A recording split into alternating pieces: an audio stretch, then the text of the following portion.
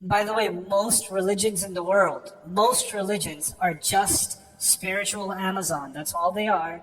It's just a spiritual way of placing orders. It looks like you're being spiritual, but all it is you have a wish list and you want those wishes to be fulfilled, and you're calling it prayer. That's not prayer. That's just your material wishes. And unfortunately, what Muslims have also done is we've reduced this beautiful thing Allah calls dua, and we've reduced it only to worldly wishes. And then we say, Allah is not answering my dua. The most common question I get around the world is, why is Allah not answering my dua? And every single time, if I have the time and I don't want to embarrass someone in front of others, I take them to the side and say, tell me about your dua, will you? And they say, well, I want my daughter to marry this guy, but she keeps saying no, and I've been making dua for 3 years and she's still saying no. I was like, okay, so your dua is, Ya Allah, allow me to control the thoughts and feelings of my daughter. And somehow Allah decided not to give you control over another soul. And that's the problem, that Allah is not answering your dua. Because you don't have a dua, you just want control. That's what you want. And why would God give you that? I mean, would you want me or your daughter to make dua that she controls you? Because then He won't answer that dua either. So what have we done? We've turned dua into something very aspiritual. And people hide behind the hadith that says, oh, even ask for a shoelace. You ain't asking for no shoelace, let me tell you. And even people that were asking for a shoelace, the point of that hadith was, when you are in the right path, then every one of your needs will be taken care of by Allah. But we're asking for the wrong things. We're just like children that are stubborn. We just want what we want. And then we're like, Allah is not answering my du'as. Yeah, that's because your heart's in the wrong place. Your heart's just in the wrong place. There's no trust in Allah. This is when we become distant from Allah. Allah says, وَاللَّهُ يَعْلَمُ وَأَنْتُمْ لَا تَعْلَمُونَ. Allah knows you don't know. عَسَىٰ أَن تَكْرَهُ شَيْئًا وَهُوَ خَيْرٌ لَكُمْ. It could be something bad. You hate something, but it's good for you. عَسَىٰ أَن تُحِبُّ شَيْئًا وَهُوَ شَرٌ لَكُمْ. It could be something you love, but it's bad for you. Allah knows. Do you trust that Allah knows? Yeah, but I really want this. Yeah, but do you trust that Allah knows better? Yeah, but I really want it though. So just tell me an ayah that I can use to get this, you know?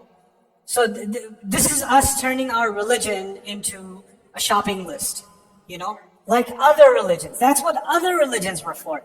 We don't come to Allah for our wishes. We come to Allah because He says, before you even came out of your mom, you were given a direction, a sabil. This is why you're here. Why are you forgetting that? And every other gift we have in life, marriage, children, job, money, health, good things that come in our life, those are like, you know, when you're on the road and you stop for a snack and you keep going? Those things, that's all those things are. That's all those things are. You're on a journey, you only stop to refuel and you keep going on that journey, and you stop and you keep going on that journey, and if your car breaks down, you get another car, you keep going on that journey. That's this journey in life for the Muslim. For everybody else, they get to the stop and they're like, wow, I love this stop. I'm not leaving. I'm gonna move into this gas station. You know, Allah made us bigger for a bigger purpose than that. He made us for a sabil. We get caught up on the side tracks on the road, you know? So anyway, that's something that I thought everybody should be thinking, I should be thinking about, you should all be thinking about. Now, the ruh, it seems, the spiritual intellect, the ruh that was given to us, Allah refers to its processes in the heart, right? So it resides in the heart. But it's not the only resident. The heart is like an apartment building. It's got a few residents. And its most valuable resident, of course, is the heart, but it has some other permanent residents. Jealousy lives in there. Anger lives inside the heart. Greed lives inside the heart. Insecurity lives inside the heart. Selfishness lives inside the heart. Happiness lives inside the heart. Sadness lives inside the heart. Care lives inside the heart. Love lives there's lots of residents inside this heart. There's lots and lots of them. And the ruh is inside the heart. But the thing with the ruh is it's the most helpful neighbor. It goes to all those other residents and says, I can help you. I can help you not go crazy. I can manage you.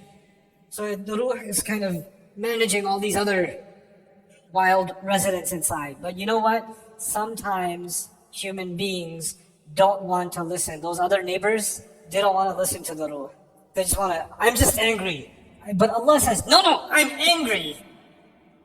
And then your heart has surrendered. The building has been given up to one resident. Anger. Or it's been given up to another resident, fear. You understand?